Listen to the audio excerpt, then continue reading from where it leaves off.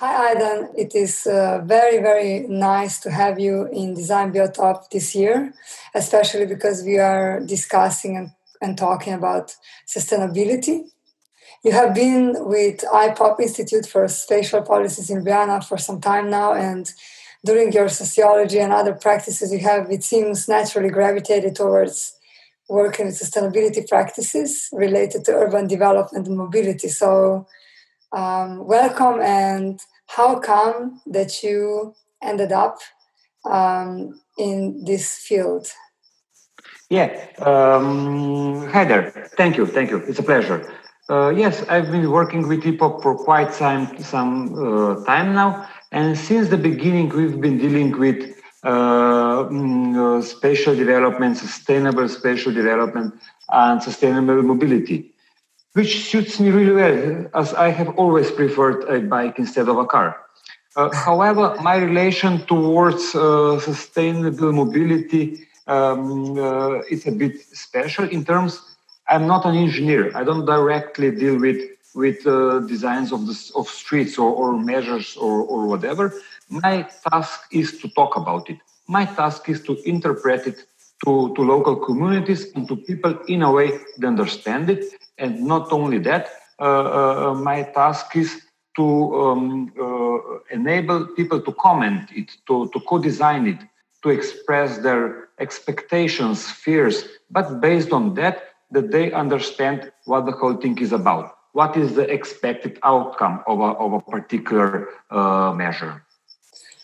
So being driven towards urban policy and working with the people, for the people in the cities, why your field is so important in the context of sustainability? Because sustainability will, at least partly, demand from us the sacrificing at least part of our luxury. It doesn't go any other way. Climate change, in relation to climate change, we will really need to do a bit of a degrowth. You mean like downsizing? Downsizing, or just reducing luxury in daily life, you know. Maybe in a couple of years you won't be able to drive with a car anywhere at any time, because reduction of the carbon footprint will require that, or something else. But the bottom line is we will have to sacrifice some of our luxury. And if you want people to give up some of their luxury, it's very good to design the measures with people together and not for them. First of all, they will understand what you mean and what the reasons are, on what the measure is grounded much better if they participate in the whole process. And on the other hand, if they feel part of the team that co-designed or designed a particular action or a particular measure, they will be much more keen to be a part of that. While on the other hand, if they're just faced one day with a particular measure, action, limitation or something like that, they might feel quite different towards it than if they could design it. I can give you lots of practical examples, but perhaps later on. Yes, of course. Let's return to the practical examples. So in your pre-word or your crash course, you mentioned that people, you are dealing with a lot of different stakeholders. People disagree, shout, distrust, you mentioned in your pre-word. How is it possible that you bring all these different stakeholders in such a complex process to the place of trust and sharing, and at the end working together so that you actually establish that final result? The first thing is, I cannot emphasize that enough. The result needs to be opened. It sounds very trivial, but I have seen it many times that people were invited to participate in a process of designing a particular action or measure, but at the end it got clear that it has been designed before anyone asked people anything about it. People are not stupid. If they find out they participated in some kind of a window dressing process or something like that, they'll never come back. As simple as that. The second thing is time. It's quite possible that if you cooperate and co-design measures together with people, residents of a particular district or something like that, at the beginning, they won't trust you, probably. They will see you as one of those people that come and tell us something and then something else is done. I'm not saying it will happen, but it happens occasionally. But the thing that helps is time. To work with a particular group of people for a few meetings, a few discussions, couple of months, that makes it much better. You need time to establish trust. And on the other hand, if you want to establish this trust with communities, it needs to be transparent. If you talk about something, put it online the day after, even though the policymakers might not like it. That is how you build trust. And don't promise something you cannot deliver. I promise, for example, what we discuss, it will be published, it will be given to policymakers, but I'm not an elected politician. I cannot promise to deliver you what we have discussed, but I can promise you that it will be in the paper or published or whatever in a couple of days, and then you can go back to that. So do you usually bring stakeholders also to sit together if you're talking about transparent process, or do you work with groups separately? What is your preference like, or how does that work through the process? Depends. It really depends. When you first meet with when you get to a particular community, which in my case means a municipality commissions us to work with a particular borough or district or the whole municipality or something like that. When you get into a place, usually the first steps are public debates or something like that. You don't know how many people will show up. Will it be 10 or 100? So it's very hard to structure it in a form of a workshop, because for a workshop you need to list of attendance and so on. So it's quite a tricky to organize a workshop, and you have no idea if 10 or 100 people will show up and so on. So at the beginning, we start working with larger group of people. Usually it would be about 50. And that brings in a risk that couple of people we will be talking all the time and the other 47 won't. So our duty or our task is to enable every single individual in the room to have an opportunity to comment the relative matter that is being discussed or something like that. So at the beginning, we start with a larger group of people. As I said, it's usually about 50. But when it gets a bit more complex, then it's usually a workshop. And the workshop is designed in a way that it reflects the policy or measures or domain we are dealing with.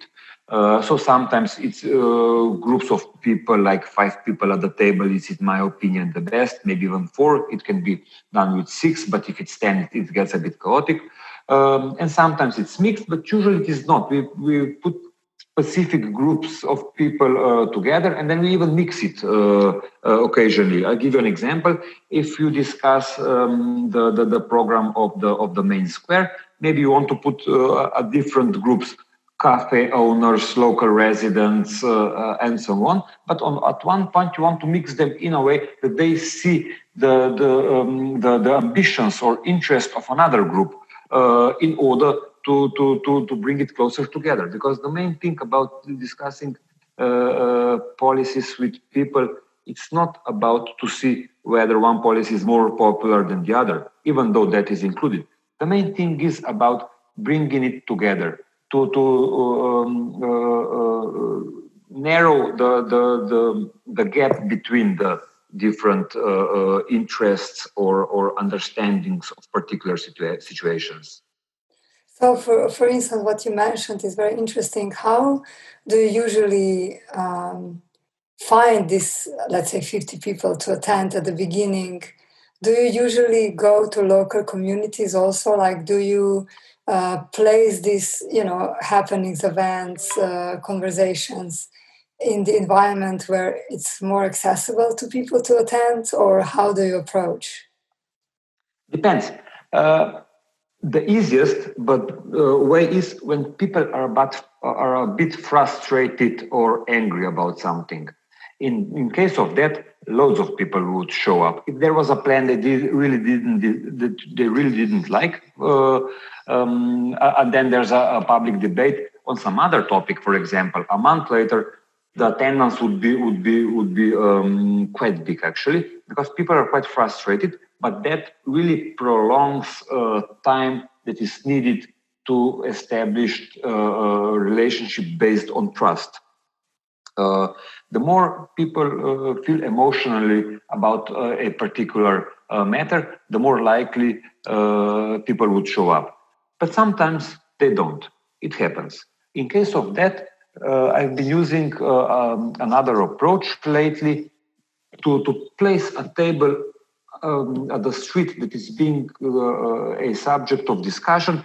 And I started asking people passing by how they feel about a particular plan, about a particular proposed design of the street or something like that. That's something we have been doing this weekend in a place of Škofja Loka, for example. So it's just about approaching people in the particular space that is a subject of this discussion. And that's very interesting. You just talk to people for the whole day on the street, and it's very easy to talk to 100 people in just a couple of hours. And you get pretty good feeling about how they feel about a particular street, about a particular square, or something like that. That sounds like a really good way to approach when you don't have the specific settings in a specific closed-in space. What about what you mentioned before, when you have 50 people and 3 people talk a lot and others don't? How do you manage to give everyone the voice? Yeah, according to my experiences, that happens quite often. And the thing is that if 3 people talk all the time, the other 47 start leaving the place. They decided rather do something else, walk their dog, play tennis, whatever they do in their free time. And of course, you don't want that, because at the end, it means only the most angry people stayed in the room, and they're the only people talking in this particular debate. So it's always a good approach if you make it possible that everyone speaks, and the most angry people are not the first one who speak. Not that there's something wrong with their anger. It's not. It may be well grounded and justified and so on. You just don't want to reduce the debate on a particular topic on that. So the trick I've been using lately is that when I begin with a simple sentence. We have 2 hours. It's 60 of us in the room, meaning each of us will talk for about 2 minutes, mathematically. So I will start at my left-hand side with the lady sitting on the left side. So please start and give us your thoughts on this particular matter. And the mic travels to the right, and then in the second row, the third row, and so on. It's the simplest trick possible. Everyone understands it instantly, no matter age, experiences, and so on. And that changes the angry man that came to shout into one of the attendees of the debate, equal to all, with equal amount of time to express their opinion. However, there are always people you want to have more than 2 minutes from them. Maybe they have dealt with this matter for some time, or they've been very active in supporting or proposing improvements of the spaces around them and so on. And then it's quite obvious who these people are. You interview these people separately, because of course they cannot tell you all they know about this place in 2 minutes. But if you interview them the day after or the day before, which is even better, you can talk to them for an hour, 2 hours, whatever, and you get all their knowledge about this place, which is very important, because every single time, not every single time, but often it happens to us when we are in a new place. People say, you know nothing about this place, you're not from here. And they're right, we don't live there. We don't know as much as they do about how this city, this town, this square, this street functions. And to talk to people, it's a very efficient way of getting information about a particular street, square, town, whatever, because no one knows it as good as local inhabitants. And talking with them for a couple of hours can give you enormous amount of information, which is really valuable if you are involved in designing particular measures, actions, whatever, in this area. Thank you. This was a really, really practical insight into your process. What could be like 3 practical examples, if you continue, that we could all easily understand that participative planning and placemaking can do for public, people-driven, sustainable development of our spaces? Okay, I'll give you a couple of standard tasks or actions that we do. We're quite specialized on parking policy. What is a parking policy? Parking policy is a set of measures about parking in your city. For example, on this parking place, the parking is no longer going to be free. You'll have to pay for it. On that one, you won't be able to park for the whole day for free anymore, only for 2 hours and stuff like that. It's a pack of different measures, and the common denominator of the measures usually is that they're restrictive, that they make parking for free for a unlimited time, more or less on a selected parking places impossible. Of course, on one hand, you need good data, which we do. We measure all kind of things in terms of the occupancy of the parking place. But on the other hand, we talk to people really a lot. We do in the phase of defining problems or challenges. We discuss it with people. The second stage would be defining or designing scenarios, what we would like to achieve with a parking policy. And the third step would be designing particular measures. And all these phases are implemented in strong collaboration with local inhabitants. Why? Because parking has a potential to make people angry. As simple as that. Every practitioner will tell you that nothing makes people more emotional than taking their parking place away or charging it.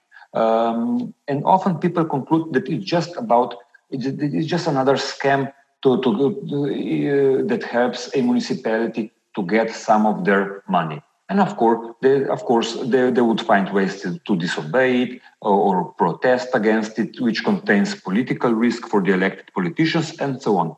But the thing is, usually the aim of the parking policy is to reduce the amount of cars that come to the city at the daily level, which is something most relevant in terms of sustainability. We want to reduce the amount of cars in order to reduce the carbon footprint, as simple as that. And if you reduce the amount of parking places, less cars would drive to the city at the daily basis.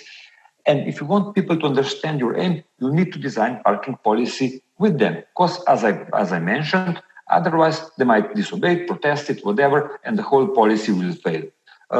So that is a practical example why it is so important to design such measures that reduce luxury with people together.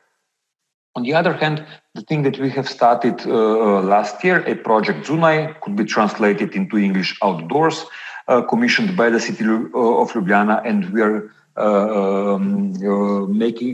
implementing this project together with another NGO, Prostorož. It's about supporting small local actions. I'll give you a practical example. Maybe you and your 7 neighbors would like to refurbish a playground that is around the corner from your house. And if you volunteer your free labor, we can give you some help in terms of administration. You won't have to deal with administration because, of course, it turns people off. And we can bring in the coverage for material costs up to 800 euros. Last year we started it, and about 60 communities applied, which is way above our expectations. And I cannot emphasize enough how pleasantly it surprised us that there are so many communities in this city that want to volunteer the labor in their free time to make places around their blocks better. As simple as that. And this year, this got even more pointed out. You remember we had a lockdown. The mobility was severely limited in Slovenia.